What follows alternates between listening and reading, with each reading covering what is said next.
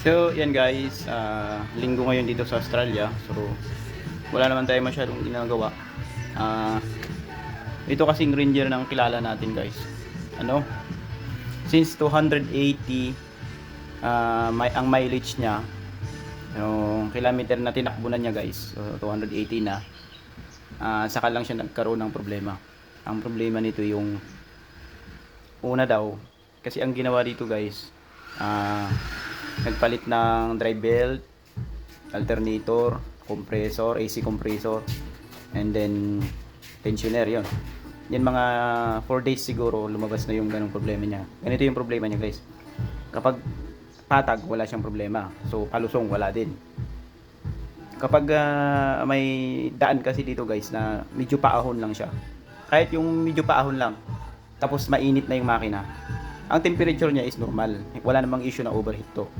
So pagdating niya sa paahon na ganun, babagsak yung power niya ng 40 lang, yung iba nakabuelo, tapos biglang magi-steady na siya 60, tapos babagsak ng 40 kahit na isagad na yung gas, wala na, hanggang 40 lang.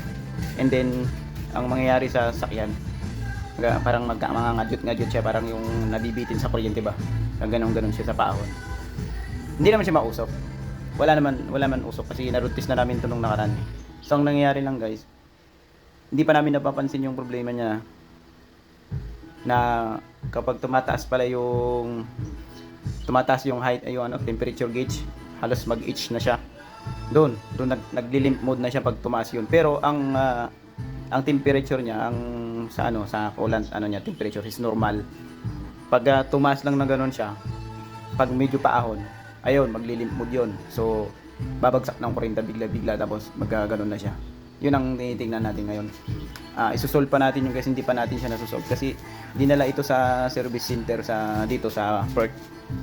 Malapit lang dito sa amin.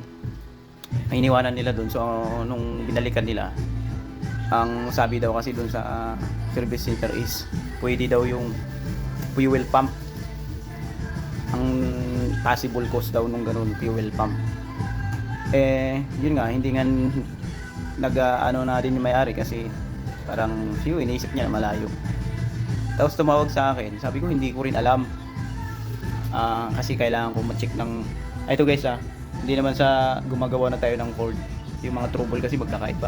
Pero kahit na isa yung sabihin niya na code, pagdating doon sa troubleshooting actual, iba na eh. So sabi ko, hindi ko rin alam eh. Pero pwede ko naman tignan actual. So ngayon nga, tinignan ko nung nakaraan, binasahan ko. So pagdating niya doon sa ahon, yun, nakita namin naramdaman nga namin yung ganun ulit.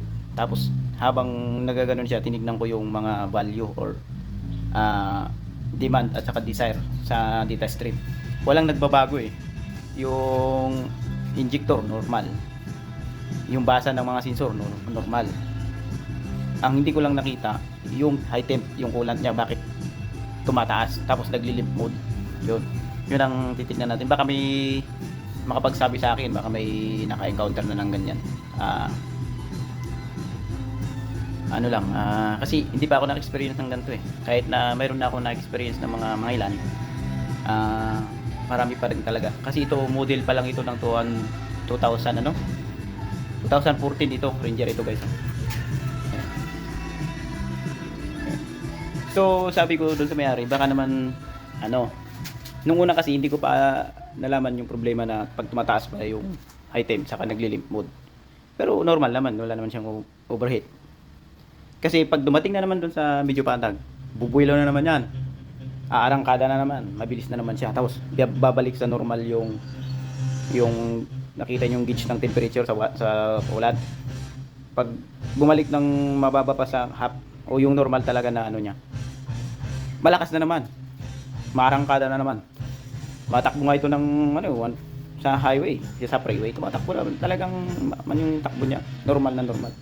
Kaya lang kasi sabi ko sa may-ari, silipin ko muna yung mga intake kasi yung EGR din, baka kasi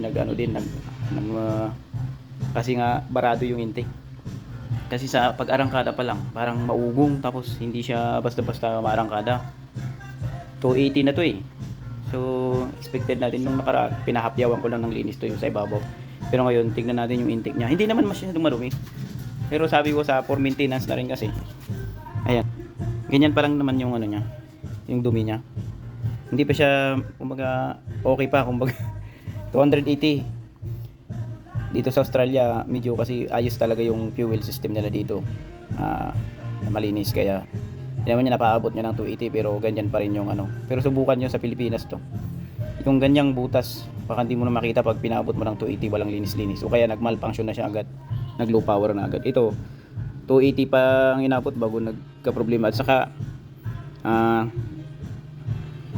hindi dyan ang cause nun eh, yung pag-low power niya, pagbagsak ng valve niya. Kasi isa ito sa ano, sa tinitingnan ko na dahilan. Kasi pag paahon, doon lang siya lalabas. Kasi may trouble na ganito, sabi nung kilala din natin.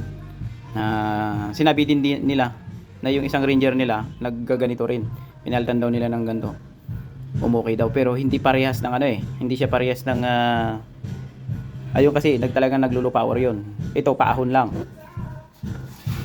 So iba-iba ang case ng senaryo ng paglulo power guys, hindi pare-parehas. Kaya hindi ko mo naglow power, ipapalitan mo na agad yung sensor o kaya yung master flow doon. Sabi ko, tingnan natin unti-unti. Saka hindi ko mapupukusan to guys kasi may trabaho din kami. Kaya pag makakilala lang kasi minsan ayaw nilang tumagal doon sa service center o kaya doon sa pagawaan kasi minsan doon ang nangyayari. Pag dito sa Australia, pag pagawa mo yung sasakyan, maiwan yan ng 2 linggo. Pag hindi pa nila nahanap yung problema niyan, tatagal pa yan ng 1 buwan. Yun ang problema nila. Yung iba naman nagpapahiram ng sasakyan para magamit. So hindi tayo basta magpalit-palit ng ano dito. Ito guys, nilinis ko na to eh. Makapal yung ano niya dito, carbon. Dito kinuskus ko lang yan. Tapos binugal-bugahan ko ng mga degreaser. Pero makapal talaga dito yung carbon. Pero dito hindi pa naman masyado. Yan. For maintenance na rin kasi guys, dapat malinis lagi yan. Para sa atin nga dapat 60, 70, 80. Tinakbo pa lang yan, nililinisan na eh. Para hindi na umabot dun sa mag-malfunction na yung mga ano dyan, sensor dyan. Tapos pakita ko yung punong-puno. Yung ano namin dito, dating walang laman yan, ngayon punong-puno na eh. Pila lang naman guys, pila. Oh, yan. Parang ginawang shop yung ano, yan. Isa gumagawa din. So tingnan natin dito yung intake niya. Hindi pa siya talaga marumi guys, pero kailangan maintenance na rin yan. Ayan. Yung makita no? Paano kaya? Tingnan natin. Sana ma-solve natin yung issue na ganun. Ayan. Puno na rin no? Pero doon sa ano, okay pa eh. Ayan. Kasi sa paahon lang lumalabas yung guys eh. Kung low power na talaga siya, kahit sa patag, eh mas madaling i-trouble yun. Manlilinis ka lang ng ganito. So ang gagawin na dito, linisin muna natin lahat. Tapos i-road test ko ulit. Ako ngayon ang mag-road test kasi nung nakaraan yung may-ari ang nagda-drive eh. Nasa passenger side lang ako. So ako ngayon ang mag-road test para painitin ko muna. Para titignan ko, obserbahan ko yung gauge ng temperature sa dashboard kung bakit tumataas siya tapos biglang naglilimpot tapos nagagaganon-ganon na. Eh nakakaabala din kasi pag medyo paahon eh maraming sasakyan nakasunod. Nakakabahala kasi baka sabihin nila bakit hindi naman siya mausok. Kung pag naglimpot na gano'n, wala namang usok.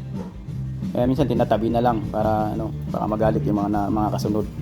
Kasi biglang babagsak ng kurenta, biglang parang hihinto yung sasakyan tapos unti-unting gumagapang na gano'n sa paahon eh. Eh kung mabilis yung mga kasunod, di talanganin. Kaya lang magawa to. Ang ginawa ng may-ari kasi bumili na siya ng sensor na ganyan. Hindi ako ang nagpabili nun guys.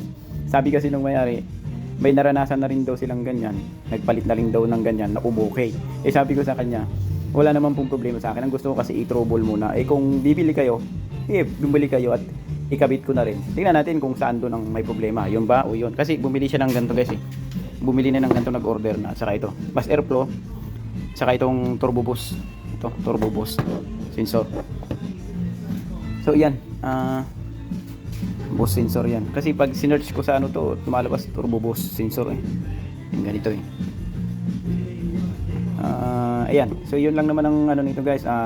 Balikan natin kapag umokay yung problema nito, sabihin natin sa mga manonood natin na itong naging problema. So ngayon muna guys is linis muna ako, tapos mamaya root test ko ulit para makita ko yung kung saan talaga nang gagaling yun. Siyempre babasahin na rin natin ng ano data live, yung live data stream. So yun, hanggang dito muna. Thank you guys. Ayan, sayang kasi yung araw guys pag walang ginagawa dito, pag tulog-tulog ka lang. At least dito matutulungan mo yung may-ari, matutulungan mo din siya. Salubong lang. So yun. Ayan, shout out sa mga ano natin dyan, followers, and sa mga tumutulong, mga technician na kagaya natin na pag tinatawagan ko sumasagot agad. Thank you mga master, mga bossing.